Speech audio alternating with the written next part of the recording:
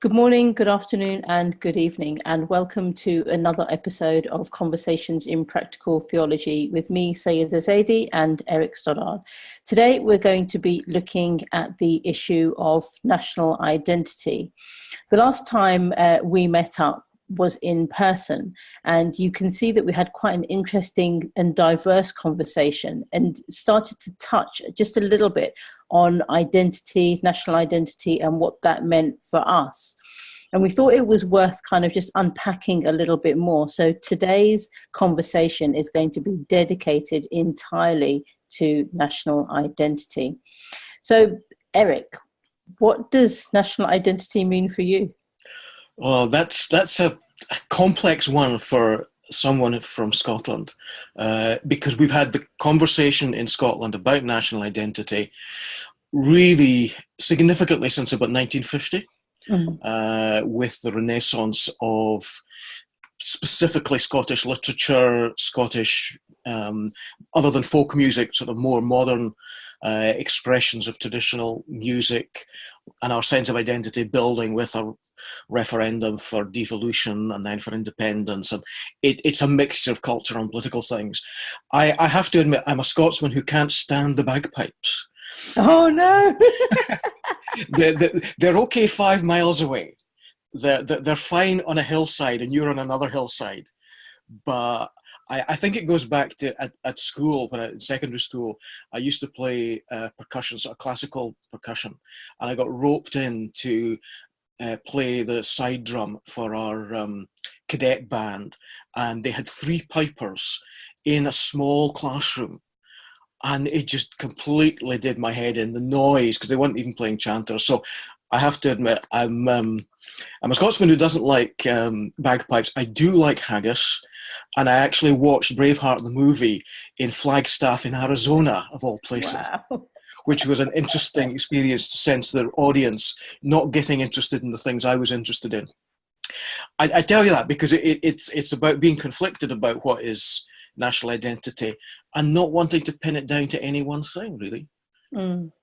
I mean, it's interesting for me because, I'm born in London. I'm I suppose, the first or the second generation, you would call it, because my parents came over from Pakistan, and even in Pakistan they were only there, or my family was there for maybe 3, 4, 5 generations, coming originally from Iraq and then hundreds and hundreds of years ago from Saudi. So it's an interesting kind of journey. And I ended up in the UK because my father was invited over to do some research in antiquities at the British Museum. So I wonder what would have ever happened if he didn't get that invitation. So that's but here I am, born and bred Londoner. And I think in terms of my identity, I would like to identify more as a Londoner and as a Brit than as being English. Because one of the things that is apparent for someone who grew up in the UK in the 70s and the 80s is that, and even today, I mean, it's quite sad, some of the ways that the identity is becoming hijacked. Actually, being English has certain connotations. And so when I'm abroad, people don't really kind of identify me as English, but then they can see that I'm a Brit.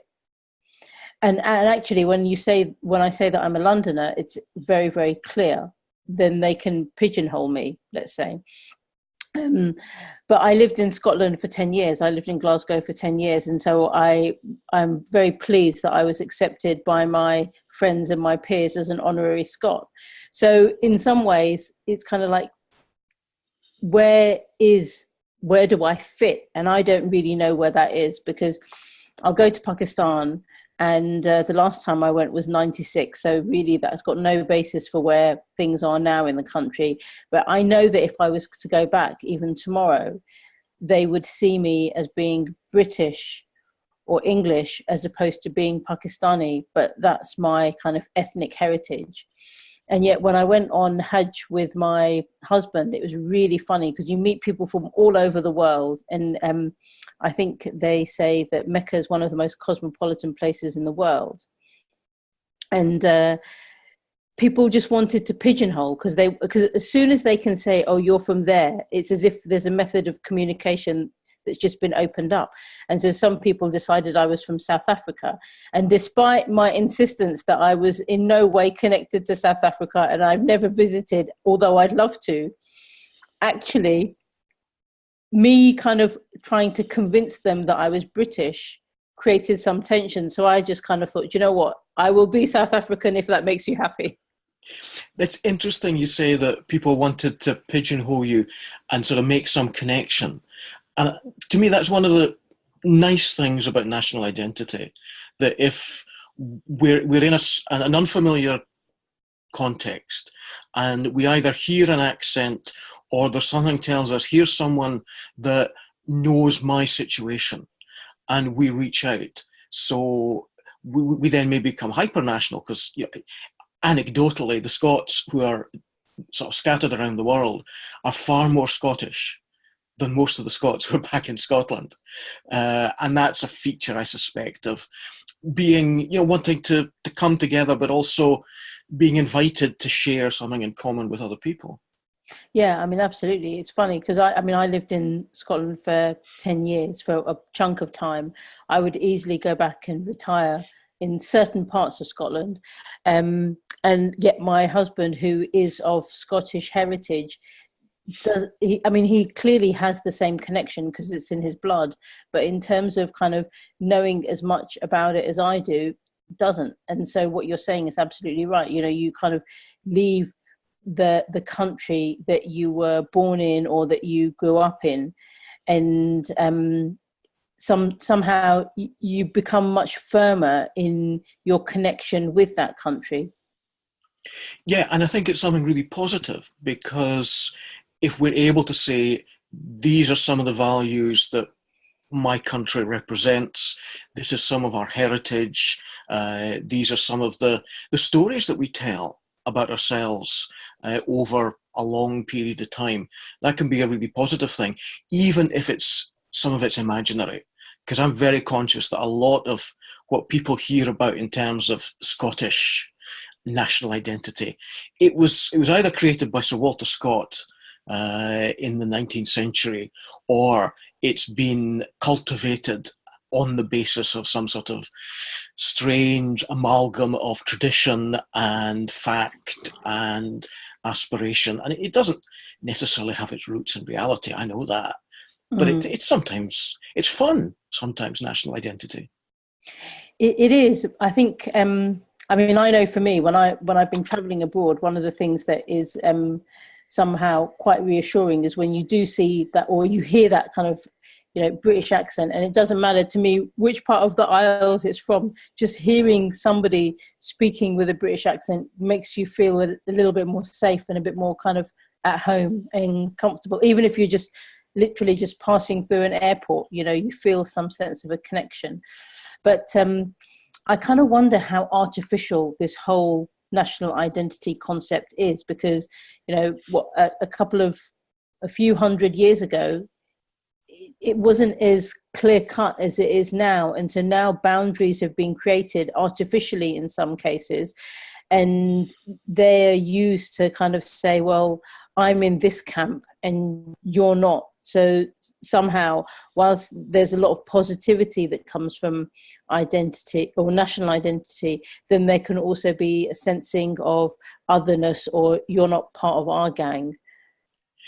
Yeah, and I'm very conscious that I'm talking from a position of, as far as I can trace my ancestors, it's only back to sort of 1804 in Scotland. For me, identity is not a contested thing.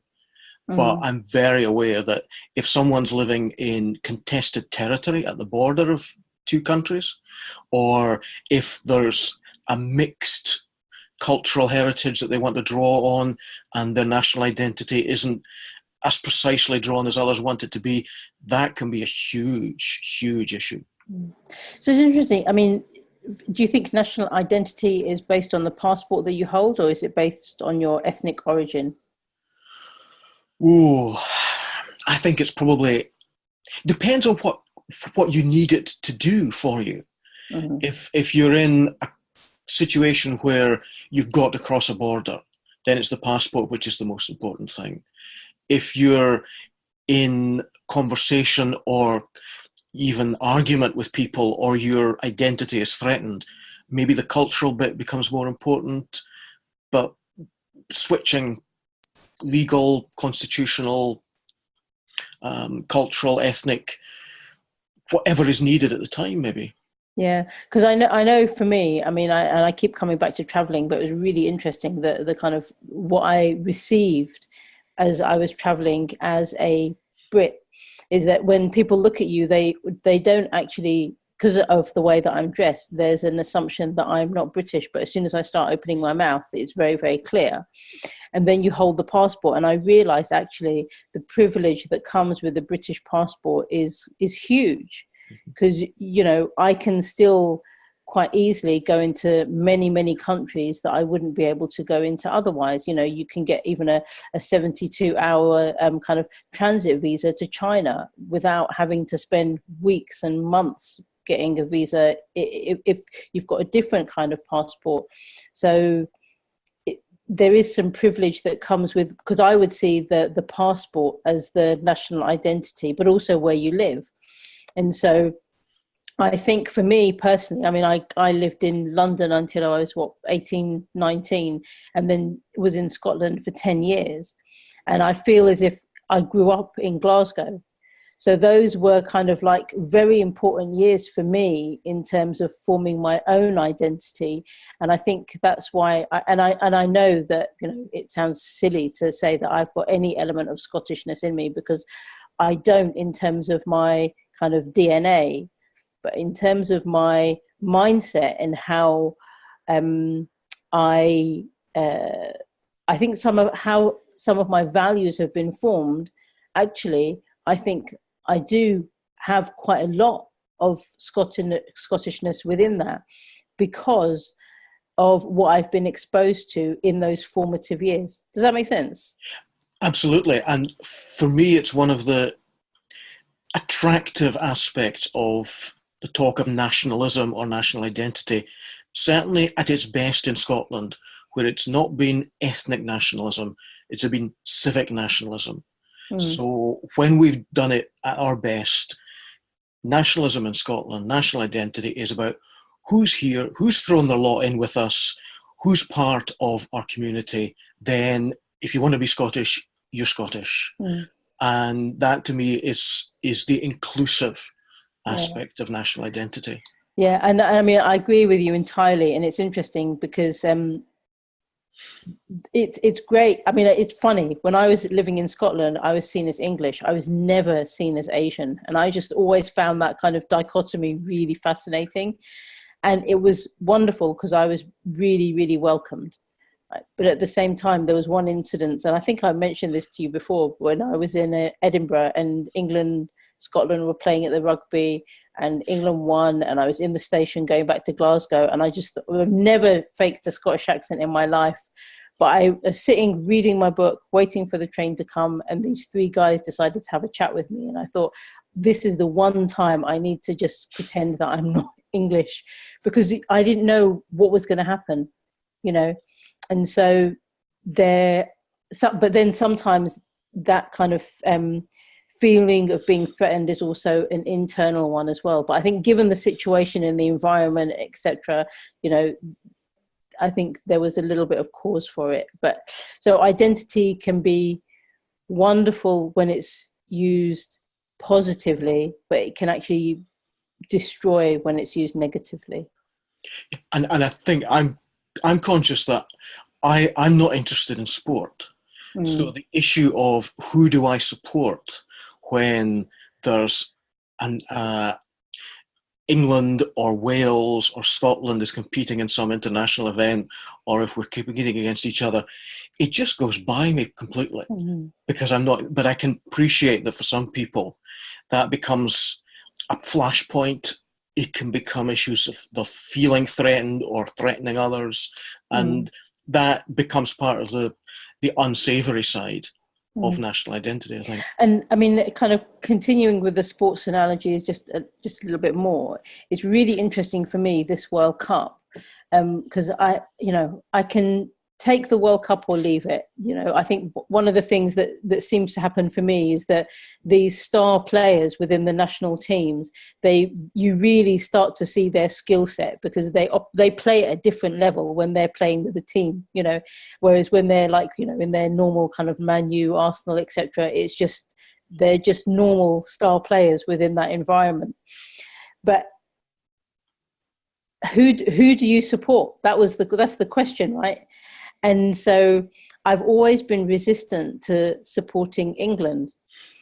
But this year for me, I mean, Gareth Southgate has just done an incredibly outstanding job in terms of how he's brought that team together, how they've played, how they've responded to other teams that they've beaten, and I just think for me, that is what I would like to be associated with, So I'm actually really happy now to support England as a team, despite my husband saying that his father would turn in his grave if he knew. But actually, for me right now, I feel comfortable and confident in saying that I would support England in a game. And maybe that's an indicator of when there are other issues. It's not about physical boundary or sort of jingoism.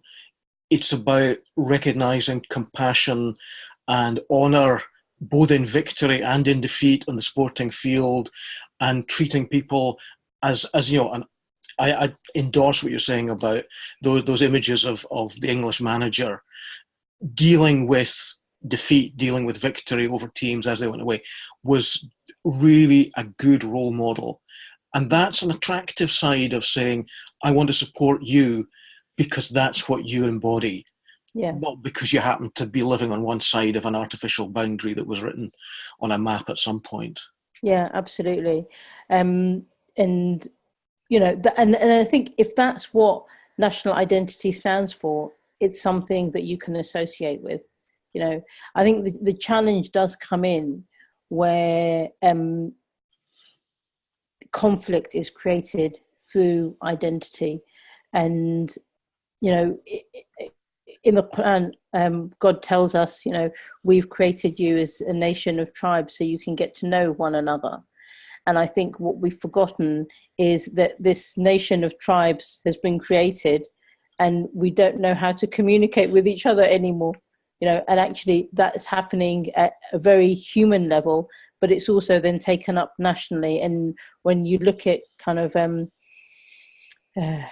international organizations, there always seems to be something about how, I'm going to protect my country, even if it costs you, your country, X, Y, and Z. And I don't think that that's healthy, because we should actually be trying to work to help everybody get in a better place rather than just focusing on ourselves. I think that opens up the sort of next stage in the conversation about how our faith affects national identity. And I think you're absolutely right that what is national identity for? I think faith helps us ask that sort of question. Is it for advancing ourselves, or is it something that we can use towards, yes, helping ourselves, but also helping others? Is it outward looking? Is it embracing? And maybe our faith perspectives can get us into that sort of question that other types of conversation don't. Yeah, I mean, I think absolutely. I mean, for me, it's very much about, there is difference, and it would be wrong to ignore the fact that there is difference. And because of where we've been raised and, the country that we were born in, the country that we were in, the things that we've been exposed to, that all forms part of our identity. And national identity is one element of that. although it's actually very important, because I know for me, like when I go abroad, or if I've not had a decent cup of tea for a long time, yeah, of course, that's something that I crave. And that's what they say, English people all over the world are looking for a good tea bag. It's kind of, and that's fine, but that's my national, I suppose, it's part of my national identity DNA, and it's formed part of who I am, and I can't ignore it.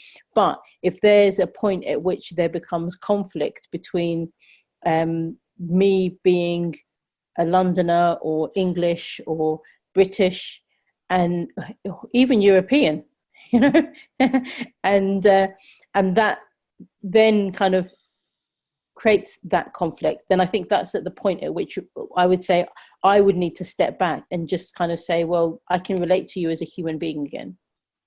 Yeah, and certainly in the Jewish Christian traditions together, the emphasis on the story of the Exodus and the Hebrews having been slaves, and the story of being rescued by God out of Egypt. And then so often there's this pointing back to that story saying, remember how you were once aliens. Remember how you were once treated in another country. Yeah. And use that memory to treat others in your country well. And I think where Christianity has managed to learn that and give its own take on that, that's been really positive to say, yes, for all of national identity, but our faith says that we have to be recognizing how harmful identity can be forced onto others or can be used as a weapon against others. And it always relativizes national identity, I think. Yeah, I agree with you. And I think it's interesting because we live in a world where secularism is so actively promoted that these aspects are being lost, and so the whole issue around immigration and refugees then means that the idea that you would open your door to welcome somebody in, it's just completely disappeared. And I think that there is a case to be made about ensuring that we're able to support individuals that are coming in, but then actually the whole issue is much more global. It's not just about kind of saying open borders or closed borders. It's much more nuanced than that. And I think even in the kind of the history of faith, and we look at the ways that people had to migrate. I mean, even the Prophet Muhammad, peace and blessings be upon him, he had to leave Mecca and go to Medina for his own safety, and then he was opened and welcomed by the people of Medina. And you just think that we all have these stories, right? But we've forgotten that this is within our heritage. And even secularists, I would say, have stories in some way within their own tradition. But because this is forgotten, we've lost touch with what a human being actually needs.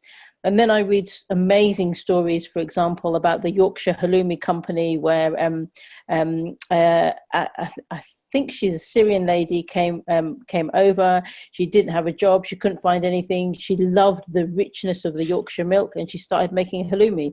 And now the company's award-winning and internationally known. And the same, there's a Canadian chocolate company. The guy was a kind of like world-class chocolatier in Syria. And he was kind of, I've forgotten what the scheme is, but the Canadians kind of adopted his family, took him over. He couldn't get a job. So one day he just thought, I'm going to start making chocolate. And now they make 250,000 chocolates a month, So all of these stories for me actually are about kind of people reconnecting with their identities, but also being given opportunity in their kind of host nation to still be who they are with their national identity, but also then form another layer of that. Because I suspect in, 5, 10, I mean, even if you were to say to them now, they would probably say, the chocolatier would say he's Canadian, and the Yorkshire Halima lady, she would say she's from Yorkshire. You know, it's not complicated, but that's because the doors have been opened and they've been welcomed in. Yeah, and when faith maybe sometimes becomes a challenge to national identity, and the stories in our faith traditions that actually are quite unsettling. If someone wants to make national identity the ultimate loyalty, now I have big problems with that. Yeah, me too. Because if it comes down to it, I am first of all a Christian, and second a Scot, a Brit, a European, whichever it wants to be, then that is always relative. And I worry where people want to make national identity the deciding factor or the ultimate factor. And for people of faith, I think that's certainly, as a Christian, that's highly problematic. Yeah, I mean, I think it's interesting because I also have to think about how do I articulate my identity. And so the other day I was changing my LinkedIn profile, and on that I wrote, without thinking, so subconsciously, I wrote mum, wife, something, and then Muslim. And I was just thinking, why did I write these things in this order? You know, and actually there was no articulation of my national identity. And I'm kind of thinking, is that because it's not significant to others? Or is it significant to others? And when people see me, you know, the first thing they're probably going to see, actually, and they're probably parallel, is Asian or Muslim. Then as things start to unravel, will they see my identity in terms of me being British or from London? But very rarely will that be the first place that somebody would go to describe who I am. Yeah, and how people perceive us is often really important.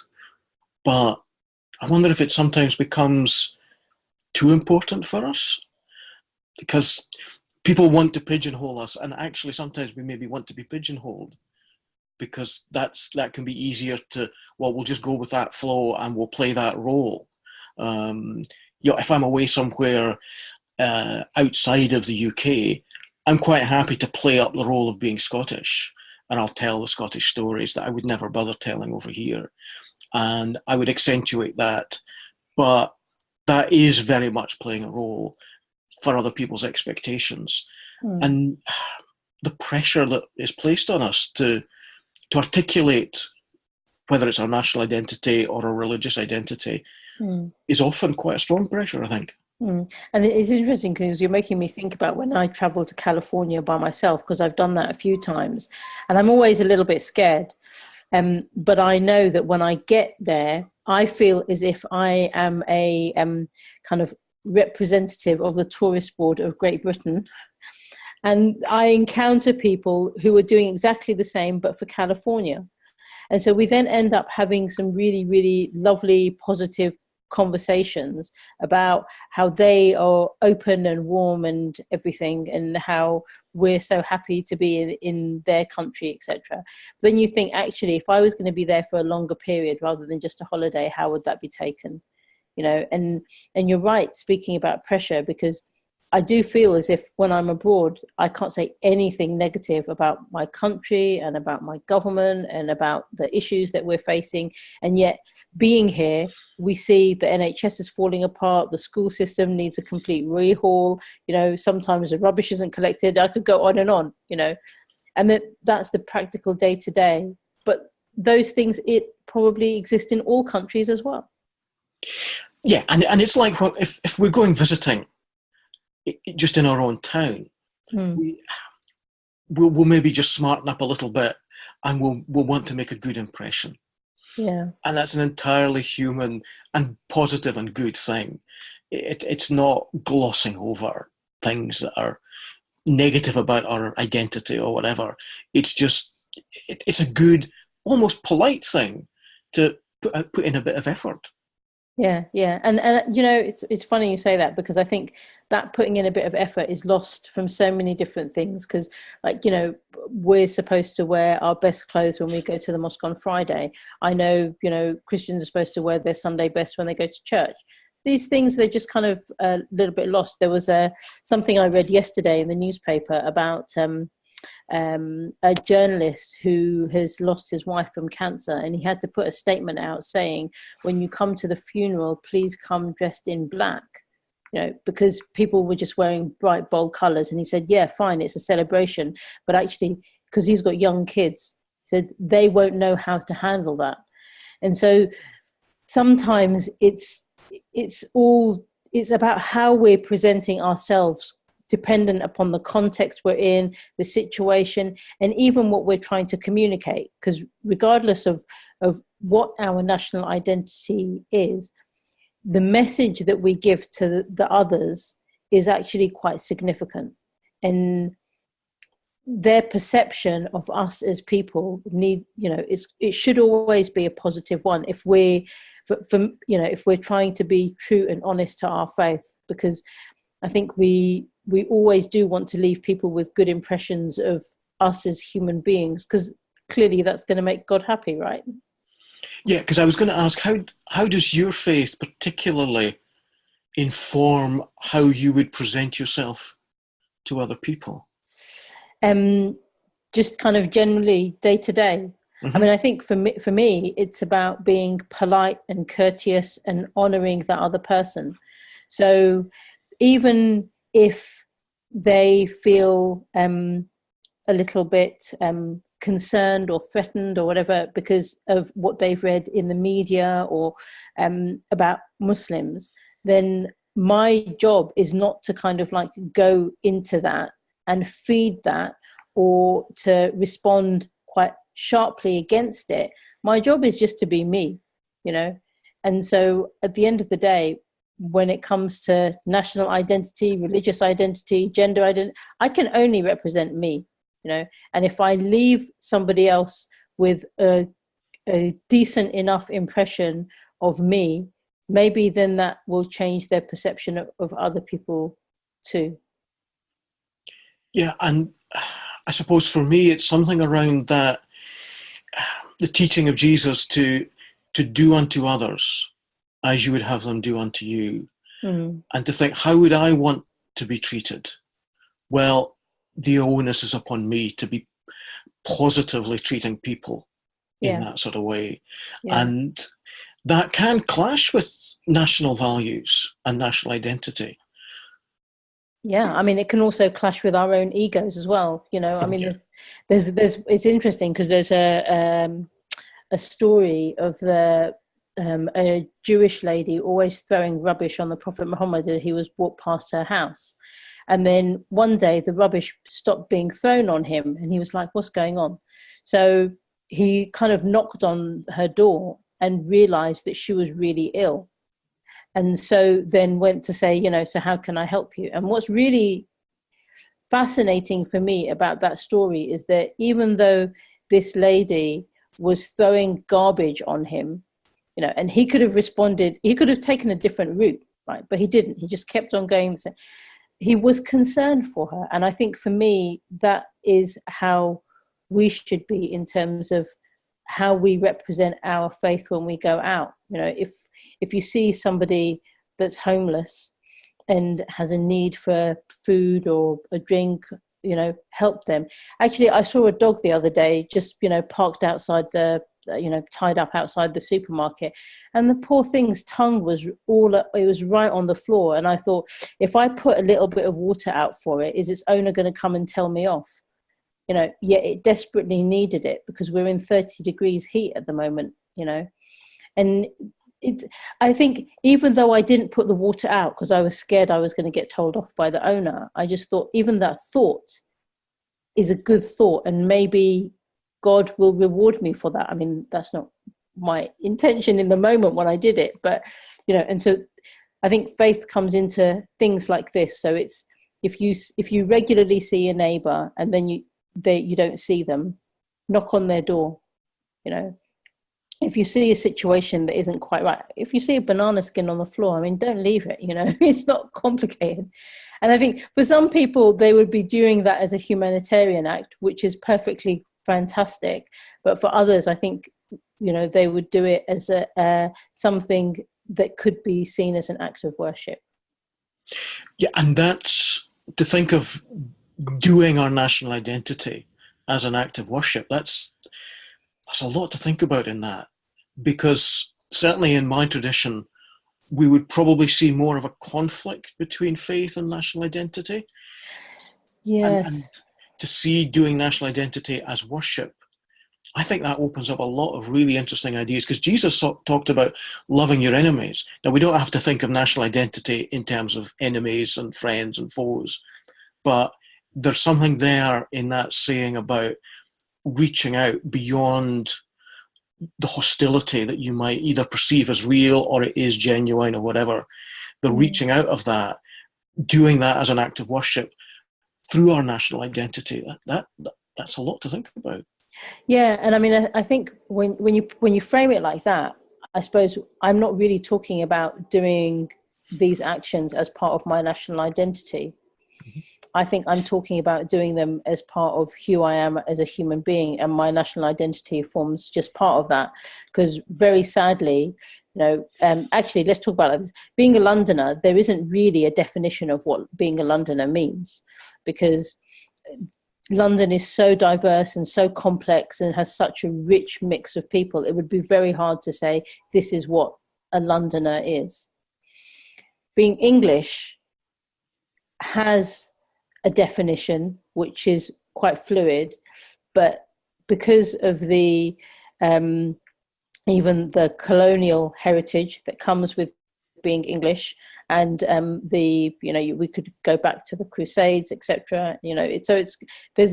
I don't want to be associated with that side of things, So for me, I would say in those situations, I'm certainly not going to identify myself as English. So then it's how selective can I be to say this is what English means for me? I don't think it's possible, because my definition of English would be just like a drop of water in the ocean, and until the kind of perception is changed, or is, I don't really know what's going to happen in the future, but I don't want to identify with those things. Being British, again, has got that kind of colonial history to it as well. And again, I kind of don't want, because I'm part of that. I'm partly here because there were antiquities in the museum that needed research, and does that then make me kind of part of the oppressor? Or I don't know, it's a very interesting kind of thing to reflect upon, but it's not important to me, and it's not important enough for me to put time and energy there. Am I European? At the moment I probably am, but I don't know what that's going to mean post Brexit, if Brexit ever even happens. Yeah, and what I'm hearing from your story is that there's a lot of baggage with any national identity, and you want to distance yourself from some of that baggage. I want to distance myself equally from some aspects of being Scottish, of British national identity, and of European national identity and citizenship, because it's not all good. But I'm not sure, because of the power of that baggage, although internally I want to distance myself, is it even possible? Because others will simply see the bigger scale, almost stereotype national identity. Yeah, I think my perception of that is, for you, it's very hard, because when somebody sees you, the first thing they will see once you start speaking is a Scotsman, so you cannot remove yourself from that. Whereas for me, the first thing that people will see when they speak to me is a Muslim, a woman, an Asian, and then maybe English or Brit, So there are kind of like layers that people have to go through to get to it. And even if I didn't wear, my headscarf and because I haven't always worn it, when I didn't wear it, then the first kind of category that I was put in was Asian, and then woman, then English was kind of like, further down the line. So the perception of how people sees you also maybe plays into how you see yourself. And so in a way, it's quite convenient that that my national identity isn't seen as one of the first few things that people will, link me with. Yeah, that's a really profound statement that you've just made there about how others perceive us may be well related to how we perceive ourselves. And I think you're spot on there. And that's a deep issue about how we project ourselves is actually about what we're projecting onto others. And that's coming from how we see ourselves, how confident we are, how self-assured, how negative we are, how we own our own sense of national identity. And if we're uncertain about that, we'll project all sorts of negative things onto other people of a different national identity. Yeah. And it's also about how open you are, because I know for me, having lived in Scotland for, 25% of my life, there are some Scotsmen that I would really, really feel warm and open and connected with. And there are others that I just have no inkling to even go there. And it just kind of, it makes you think, well, what is actually being presented and shared, and what's the kind of aura that you're creating around you? And I think when we met a few weeks ago, one of the things I said is that if you were a posh Englishman, would we have had the same conversation? Perhaps. To start these conversations in practical theology, perhaps not. And that's actually more about me than it is about you, because it's my perception of you being warm and open and caring, etc., because of how you present yourself. Does that make sense? Yes, yeah, it makes sense, and I recognise what you're saying in terms of, there are lots of Scots people that I wouldn't want to be stuck in a room with, and I wouldn't want, because we're Scottish, to be the thing that forces us to be put together. There are other much more important things about qualities of character and openness, and whether those come from faith or not is almost neither here nor there. But to be lumped together because of some national identity category, well, that's a mixed blessing at the very least. Yeah, I mean, and I would say exactly the same even about faith. I mean, there's a ton of Muslims that I don't want to have any association with ever. Yet, because we're all labeled under Muslim, it's very easy to say, oh, she's one of them. Actually, I'm not. I have nothing to do, Like I keep saying, I can only represent me. And I think people sometimes perceive that as being kind of a disengaging statement, and it's not meant to be that. It's the truth. You can only represent yourself. I can only represent me. And maybe what we can do is we can represent ourselves as worshippers of God, and trying to do the best that we can in that worship on a daily basis. And if our national identity comes into it, then great. If it doesn't, then also great, because God, at the end of the day, has created all of us. And maybe worship is a good point on which to finish our conversation. I'm just conscious of the time, and maybe to have mercy on our viewers and listeners. I've certainly enjoyed another conversation that you've made me think in new ways about my national identity. So thank you for that. Yeah, vice versa. I mean, this conversation has gone in ways I never imagined it to, and I didn't think that I would say that I supported the English football team, but there you are. Well, to those who have listened and watched with us, thank you for bearing with us, and we'll be back again with another conversation in practical theology. Bye for now. Bye. Thank you.